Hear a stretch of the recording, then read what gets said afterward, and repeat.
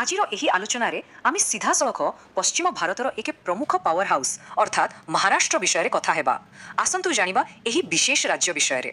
ଭାବନ୍ତୁ ତ, ପଶ୍ଚିମ ଭାରତର କେବଳ ଗୋଟିଏ ମାତ୍ର ରାଜ୍ୟ, କିନ୍ତୁ ଏହା ସମଗ୍ର ଦେଶର ଅର୍ଥନୀତି ଏବଂ ମନୋରଞ୍ଜନ ଜଗତର ହୃଦୟ ସ୍ପନ୍ଦନ ପାଲଟିଛି। ଏହାର ପ୍ରଭାବ କେତେ ବିଶାଳ ହୋଇଥିବ ତାହା ଆମେ ଏବେ ଦେଖିବା। ତେଣୁ ଆମର ପ୍ରଥମ ବିଭାଗ ହେଉଛି ପଶ୍ଚିମ ଭାରତକୁ ସ୍ୱାଗତ ଉପମହାଦେଶର ଆଧାର। ଏହା କିପରି ସମ୍ଭବ ହୋଇଛି ଆସନ୍ତୁ ଦେଖିବା। ଏଠାରେ ସବୁଠାରୁ ଗୁରୁତ୍ୱପୂର୍ଣ୍ଣ କଥା ହେଉଛି ମୁମ୍ବାଇ। ଏହା କେବଳ ମହାରାଷ୍ଟ୍ରର ରାଜଧାନୀ ନୁହେଁ, ବରଂ ସମଗ୍ର ଭାରତର ଆର୍ଥିକ ରାଜଧାନୀ। ଦେଶର ବଡ଼ ବଡ଼ ଅର୍ଥନୈତିକ ନିଷ୍ପତ୍ତି ଏବଂ କାରବାର ଏଇଠୁ ହିଁ ନିୟନ୍ତ୍ରିତ ହୋଇଥାଏ। ବର୍ତ୍ତମାନ ମନରେ ପ୍ରଶ୍ନ ଆସୁଥିବ, ପ୍ରକୃତରେ ମହାରାଷ୍ଟ୍ର କେଉଁ ସବୁ ଜିନିଷ ପାଇଁ ଏତେ ପ୍ରସିଦ୍ଧ? ଏହାର ଉତ୍ତର ବେଶ୍ ଚିତ୍ତାକର୍ଷକ। ଆମର ପରବର୍ତ୍ତୀ ବିଭାଗ ଶିଳ୍ପ, କୃଷି ଏବଂ ବଲିଉଡ୍, ଖ୍ୟାତି ଏବଂ ଭିତ୍ତିଭୂମି। ଏହି ରାଜ୍ୟର ପ୍ରସିଦ୍ଧି ପଛରେ ମୁଖ୍ୟତଃ ତିନୋଟି ବଡ଼ କାରଣ ରହିଛି। ଗୋଟିଏ ପଟେ ଦିନକୁ ଦିନ ବଢ଼ି ଚାଲିଥିବା ବିଶାଳ ଶିଳ୍ପ ସମୂହ, ଅନ୍ୟପଟେ ବଲିଉଡ୍ର ସେହି ରଙ୍ଗୀନ ଯାଦୁ ଯାହା ଆମ ସମସ୍ତଙ୍କୁ ବାନ୍ଧି ରଖିଛି, ଆଉ ତା ସହିତ ରହିଛି ଏକ ଅତ୍ୟନ୍ତ ମଜବୁତ କୃଷି ବ୍ୟବସ୍ଥା।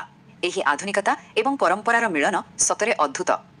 କେବଳ ସେତିକି ନୁହେଁ, ଇତିହାସ ପୃଷ୍ଠାକୁ ଗଲେ ଆମେ ଦେଖିବା ମହାନ ଯୋଦ୍ଧା ଛତ୍ରପତି ଶିବାଜୀ ମହାରାଜଙ୍କ ଦ୍ୱାରା ନିର୍ମିତ ସେହି ବିଶାଳ ଐତିହାସିକ ଦୁର୍ଗଗୁଡ଼ିକୁ। ଏହି ଦୁର୍ଗଗୁଡ଼ିକ ଆଜି ବି ତାଙ୍କ ବୀରତ୍ୱର ମୁଖ ସାକ୍ଷୀ ହୋଇ ଠିଆ ହୋଇଛି ଆଉ ରାଜ୍ୟର ସାଂସ୍କୃତିକ ପରିଚୟକୁ ଆହୁରି ମଜବୁତ କରୁଛି। ଏତେ ସବୁ ବିବିଧତା ଭିତରେ ଗୋଟେ ମଜାଦାର କଥା ହେଉଛି ଲୋକମାନଙ୍କର ଯୋଗାଯୋଗ।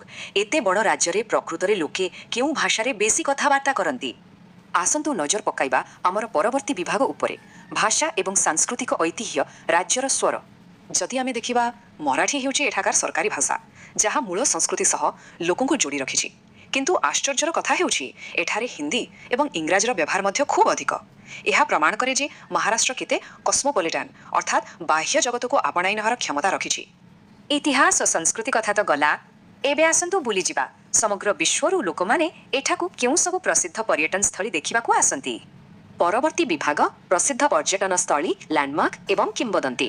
ଏହି ସ୍ଥାନଗୁଡ଼ିକ ବିଷୟରେ ସବୁଠୁ ରୋଚକ ତଥ୍ୟ ହେଉଛି ଏଗୁଡ଼ିକର ବିଶ୍ୱବ୍ୟାପୀ ପରିଚୟ। ମୁମ୍ବାଇର ଗେଟୱେ ଅଫ୍ ଇଣ୍ଡିଆ ହେଉ ଅବା ପ୍ରାଚୀନ କଳା ଓ ସ୍ଥାପତ୍ୟର ଅପୂର୍ବ ନିଦର୍ଶନ ଅଜନ୍ତା ଏବଂ ଏଲୋରା ଗୁମ୍ଫା।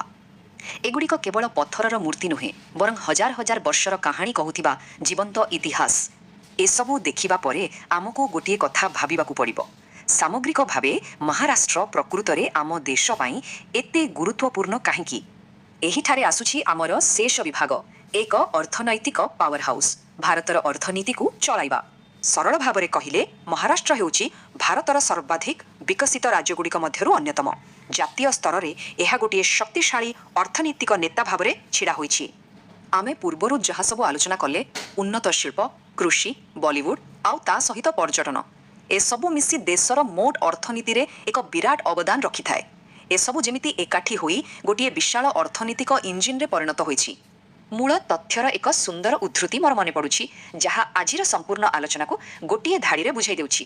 ମହାରାଷ୍ଟ୍ର ହେଉଛି ଇତିହାସ, ସଂସ୍କୃତି ଏବଂ ଅର୍ଥନୈତିକ ଗୁରୁତ୍ୱରେ ସମୃଦ୍ଧ ଏକ ରାଜ୍ୟ। ପ୍ରକୃତରେ ଏହା 100% ସତ୍ୟ। ତେବେ ଶେଷରେ ଆମେ ଏଇଆ ଭାବିପାରିବା ଯେ ଏହି ଗୋଟିଏ ମାତ୍ର ରାଜ୍ୟ ସମଗ୍ର ଭାରତୀୟ ଉପମହାଦେଶର ଭବିଷ୍ୟତ ଓ ପରିଚୟକୁ କିପରି ଏତେ ଗଭୀର ଭାବରେ ପ୍ରଭାବିତ କରିପାରୁଛି।